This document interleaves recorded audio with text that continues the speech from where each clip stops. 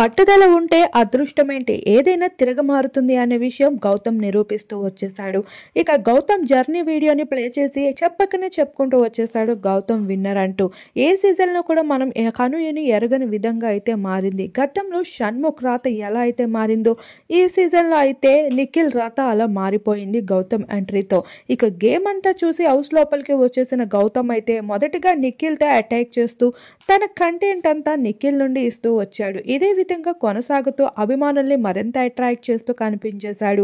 తను తక్కువ మందితో ఇంటరాక్ట్ అవ్వడం, గ్రూపిజం లేకుండా ఉండడం, అందరినీ ఒకేలా ట్రీట్ చేస్తూ రావడం, ఇవంతటి వల్ల ఇప్పుడు ఓటింగ్ రేస్లో దూసుకుంటూ పోతున్నాడు.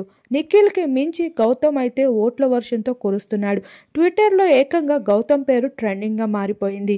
ఇక బిగ్ బాస్ సైతం నిఖిల్ని గెలిపించాలనుకుంటున్నప్పటికీ కూడా ఓపెన్ ఓటింగ్ అయితే పెట్టేశారు. గౌతమ్ గాని విజేత అయితే ఇక బిగ్ బాస్ పైన భారీ ఎఫెక్ట్ పడకూడదు అని ఈసారి డైరెక్ట్గా ఓపెన్ ఓటింగే పెట్టడంతో గౌతమ్ అయితే విపరీతంగా ఓట్ల వర్షంలో కురుస్తున్నాడు.